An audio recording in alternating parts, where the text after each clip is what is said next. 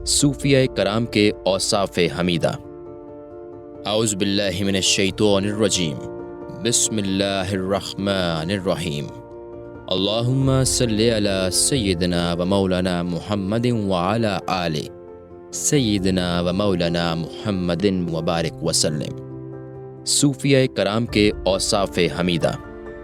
Number 1، حضرت ذوالنون مصری رحمۃ اللہ علیہ فرماتے ہیں کہ الصوفی اذا نقط بأن نطقہ من الحقائق وان سقط نطقت عنہ الجوارح بقطع العلائق۔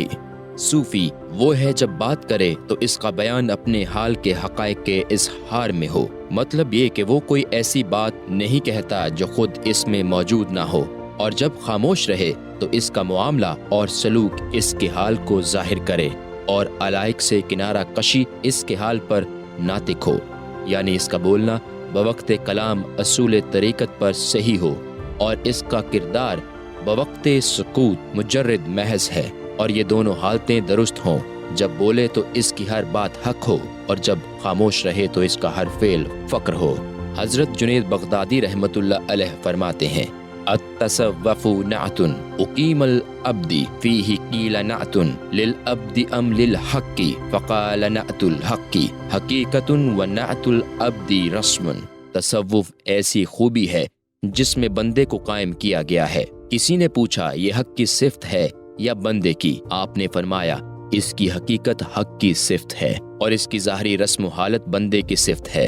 مطلب یہ ہے کہ اس کی حقیقت بندگی کی صفت کی فنا چاہتا ہے، اور صفت بندگی کی فنا حق کے ساتھ بقا کی صفت ہے، اور یہ صفت حق ہے، اور اس کی ظاہری رسم و حالت بندے کے دائمی ریاضت و مجاہدے کی مقتضا ہے، اور دائمی مجاہدہ یہ بندے کی صفت ہے۔ اور جب دوسرے معنی میں دیکھنا چاہو تو یوں سمجھو کہ توحید کی حقیقت کسی بندے کی صفت میں صحیح نہیں ہو سکتی، اس لیے کہ بندے کی صفات میں ہمیشگی دوام نہیں، اور خلق کی صفت بجز رسم و ظاہر کے کچھ نہیں، کیونکہ خلق کی صفت میں بقا نہیں ہے بلکہ وہ حقیقتاً حق کا فعل ہے، لہٰذا ان صفات کی حقیقت حق کے ساتھ ہو گئی۔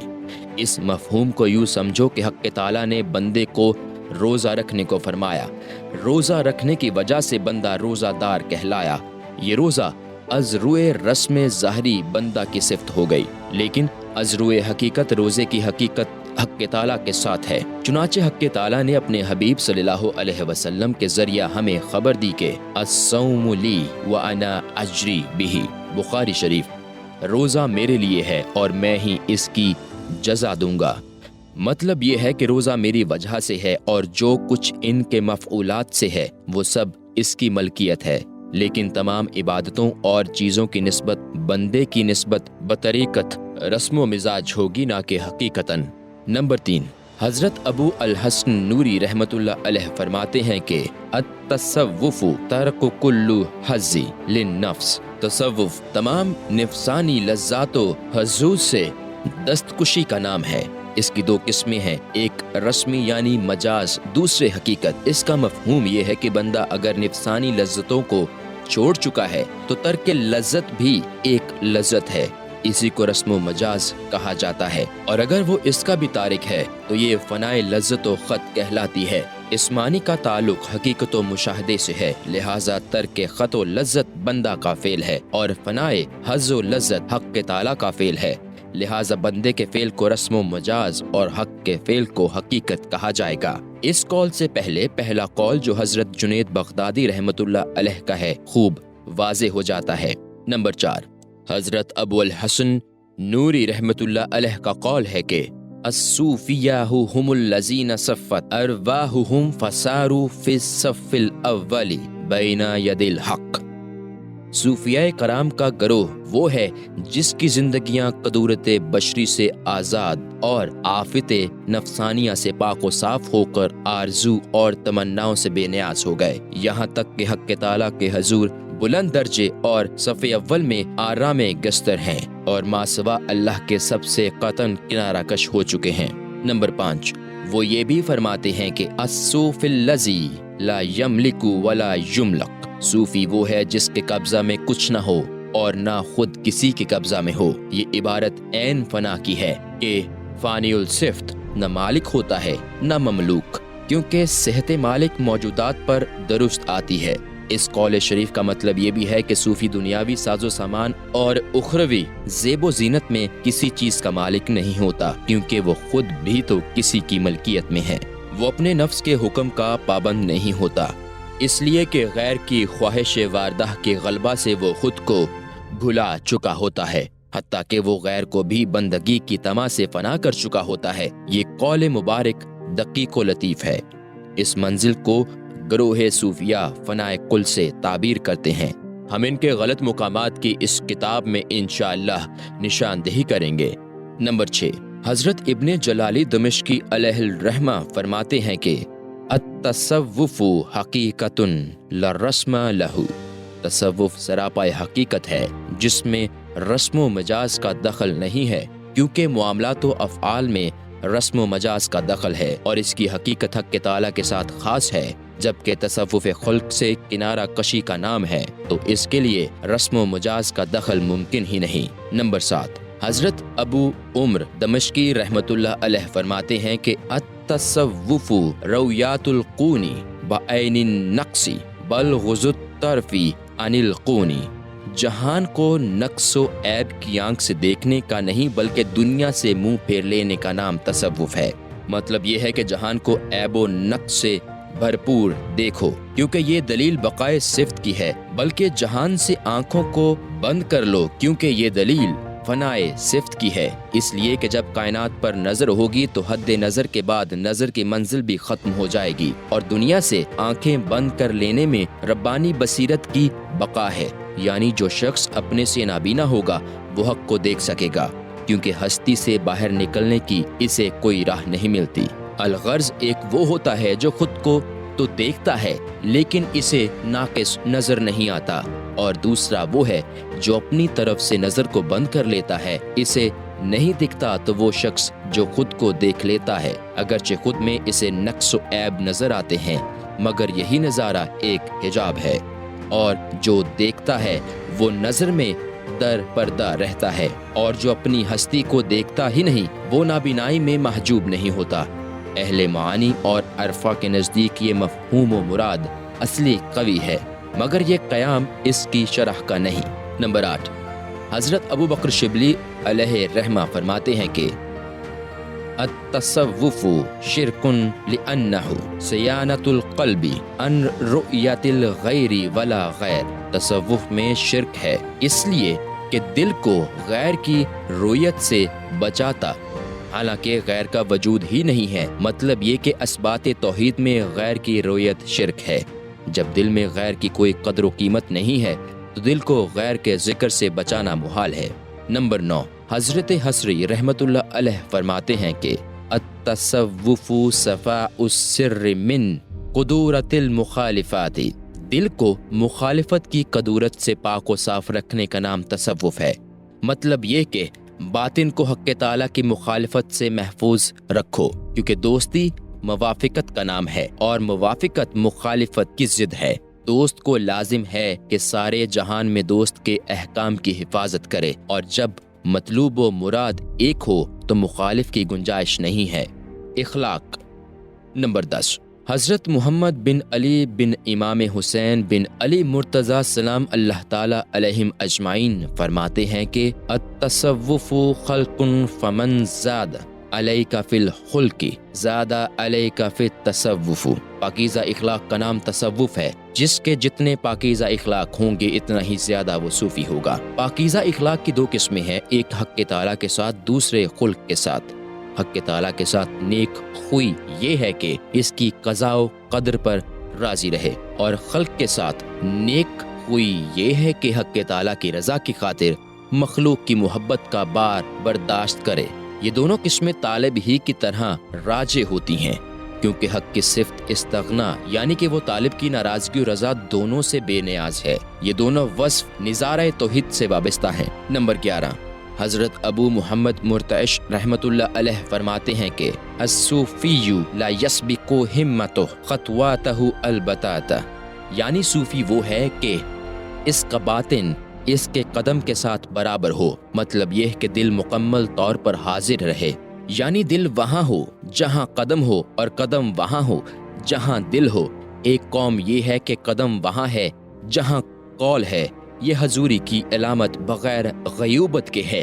اس کے برخلاف کچھ لوگ یہ کہتے ہیں کہ خودی سے غائب ہو کر حق کے ساتھ ظاہر ہو، حالانکہ یہ کہنا چاہیے تھا کہ حق کے ساتھ ظاہر ہو کر خودی سے حاضر ہو۔ یہ جمیع الجمع کے قبیل کی عبارت ہے، کیونکہ جس وقت خود بخود درویت ہوگی تو خودی سے غیبیت نہ رہے گی، جب رویت اٹھ جائے گی تو حضوری بے غیب ہوگی۔ اسی معنی کا تعلق حضرت شبلی علیہ الرحمہ کے اس قول سے ہے کہ نمبر 12 الصوفی لا یرا فی الدارین مع اللہ غیر اللہ۔ صوفی وہ ہے جو دونوں جہان میں بجز ذات الہی کے کچھ نہ دیکھے، کیونکہ بندے کی پوری ہستی غیر ہے، اور جب وہ غیر کو نہ دیکھے گا تو خود کو بھی نہ دیکھے گا، اور اپنی نفی اور اثبات کے وقت وہ خود سے مکمل طور پر فارغ ہوگا۔ تصوف کی بنیادی خصلتیں۔ نمبر 13 حضرت جنید بغدادی رحمۃ اللہ علیہ فرماتے ہیں کہ تصوف کی بنیاد 8 حصوں پر ہے: سخاوت، رضا، صبر، اشارہ، غربت، گدڑی، سیاحت اور فقر۔ یہ 8 نبیوں کی اقتدا میں ہیں۔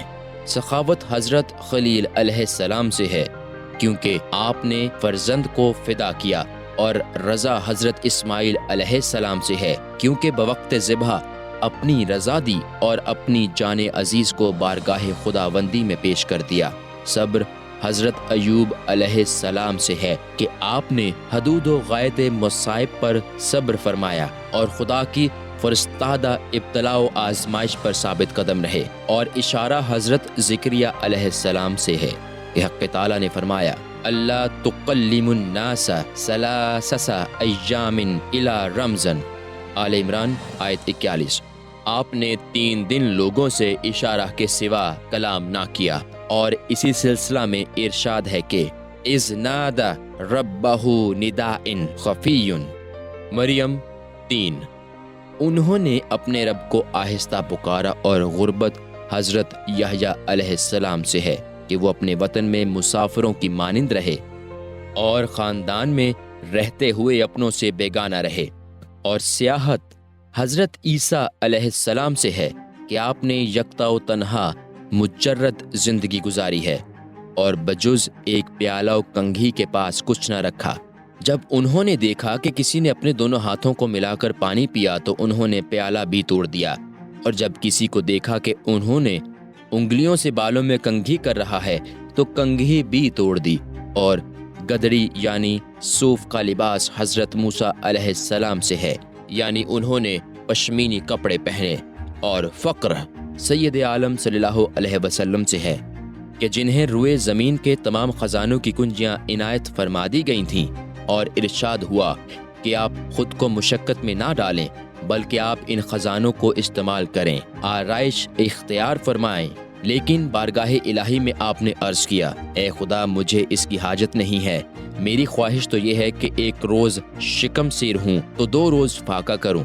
تصوف کی یہ 8 اصولی خصائل ہیں جو افعال و کردار میں محمود ہیں۔ نمبر 14 حضرت خصری علیہ الرحمہ فرماتے ہیں کہ الصوفی لا یوجد بعد عدمہ ولا یعدم بعد وجودہ۔ صوفی معدوم ہونے کے بعد ہستی کی تمنا نہیں کرتا اور موجود ہونے کے بعد معدوم ہونے کی خواہش نہیں کرتا۔ مطلب یہ ہے کہ وہ جو کچھ بھی پاتا ہے اسے کسی حال میں غم نہیں کرتا، اور جو چیز گم ہو جائے اسے کسی حال میں بھی حاصل کرنے کی کوشش نہیں کرتا۔ اس کے دوسرے معنی یہ ہیں کہ اس کی یافت کسی طرح نایافت نہ ہوگی، اور اس کی نایافت کسی طرح یافت نہ ہوگی، تاکہ اسبات بے نفی اور نفی بغیر اسبات کی ہو جائے۔ اس قول کا مقصد یہ ہے کہ صوفی کی بشریت کامل طور پر فنا ہو کر اس کے جسمانی شواہد اس کے حق میں جاتے رہیں، اور اس کی نسبت سب سے منقطع ہو جائے، تاکہ بشریت کا بھید کسی کے حق میں ظاہر نہ ہو، یہاں تک کہ یہ فرق اپنے عین میں جمع ہو کر اپنے آپ قیام پا جائیں۔ یہ صورتحال 2 نبیوں میں ظاہر ہوئی ہیں، ایک حضرت موسیٰ علیہ السلام میں کہ جن کے وجود میں عدم نہیں تھا، یہاں تک کہ دعا کی رب شرح لی صدری ویسر لی امری، طٰہٰ آیت 25-26، میرے رب مجھے شرح صدر عطا فرما اور میرا معاملہ مجھ پر آسان کر دے۔ اور دوسری ذات مبارک ہمارے رسول مکرم صلی اللہ علیہ وسلم کی ہے کہ آپ کے عدم میں وجود نہ تھا، جیسا کہ ارشاد ہوا الم نشرح لک صدرک، الم نشرح آیت 1۔ کیا ہم نے آپ کے لیے شرح صدر نہ فرمایا؟ ایک نبی نے آرائش و زینت کی درخواست کی اور دوسرے کو حق تعالیٰ نے خود آزائش و زینت سے مزین فرمایا اور انہوں نے اس کی دعا نہیں کی۔ نمبر 15، حضرت علی بن پندرار صرفی نیشاپوری رحمۃ اللہ علیہ نے فرمایا التصوف اسقاط رویتی للحق ظاہرا و باطنا۔ تصوف یہ ہے کہ صوفی اپنے ظاہر و باطن میں حق کی خاطر خود کو نہ دیکھے، چنانچہ جب تم ظاہر پر نظر ڈالو گے تو ظاہر میں توفیق کا نشان پاؤ گے، اور جب تم غور کرو گے تو ظاہری معاملات کی توفیق حق کے مقابلہ میں دیکھو گے۔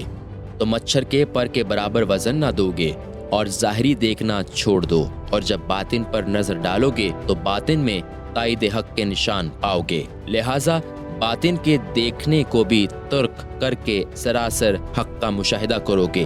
جب حق کا مشاہدہ کرو گے تو خود کو بھی نہ دیکھ سکو گے۔ نمبر 16، حضرت محمد عمر بن احمد مقری رحمۃ اللہ علیہ فرماتے ہیں کہ التصوف استقامت الاحوال مع الحق، حق تعالیٰ کے ساتھ احوال کی استقامت کا نام تصوف ہے۔ مطلب یہ کہ صوفی کے احوال کسی اور حال سے نہ بدلیں گے اور وہ کسی کجروی میں مبتلا نہ ہوگا، اس لیے کہ جس کا دل گردش احوال سے محفوظ ہے وہ درجہ استقامت سے نہیں گرتا اور نہ وہ حق تعالیٰ سے دور رہتا ہے۔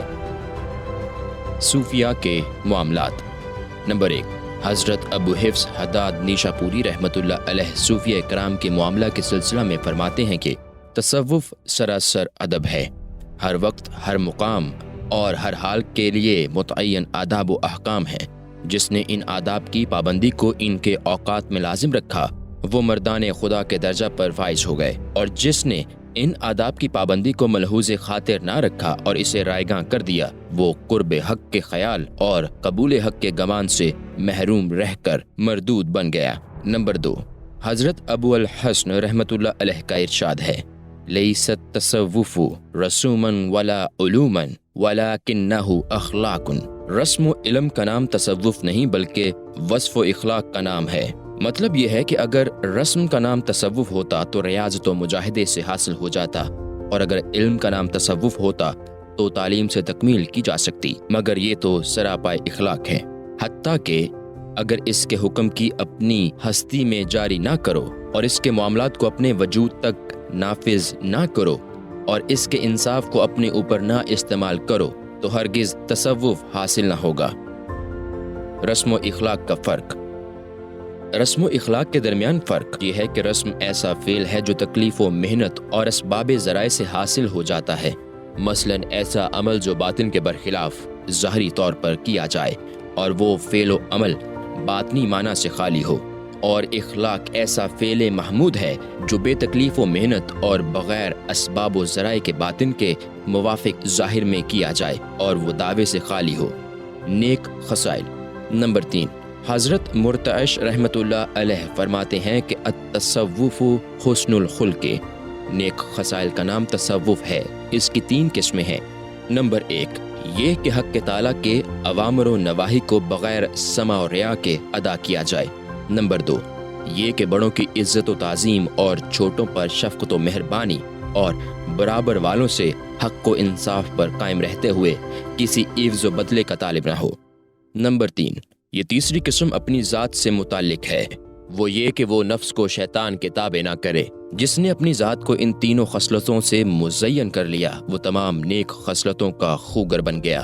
یہ خصائل اس حدیث سے ماخوذ ہیں جو حضرت عائشہ صدیقہ رضی اللہ عنہما سے مروی ہے۔ ان سے کسی نے عرض کیا کہ ہمیں رسول اللہ صلی اللہ علیہ وسلم کے اخلاق شریفہ کی تعلیم فرمائیے۔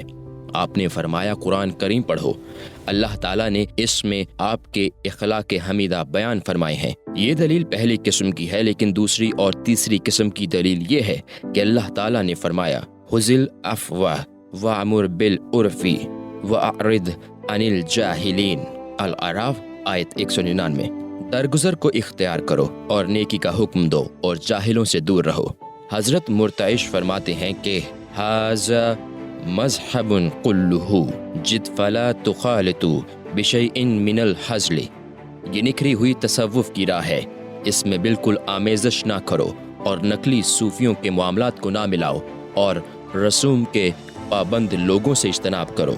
जब ज़माना के दुनियादार लोगों ने देखा कि नकली सूफी पाँव पर थिरकते, गाना सुनते और बादशाहों के दरबार में जाकर इनसे मालो मनाल के हसूल में हिर्सो लालच का मुजाहिरा करते हैं, दरबारी देखते हैं, तो वो इनसे नफरत करते और तमाम सूफियों को ऐसा ही समझकर सबको बुरा कहने लगते कि इनके यही तौर तरीकत होते हैं और पिछले सूफिया का हाल भी ऐसा ही था। हालांकि वो हजरात ऐसी लग़वियतों से पाक व साफ थे, वो इस पर गौर व तफहीस नहीं करते। ये ज़माना दीन में सुस्ती व गफलत का है।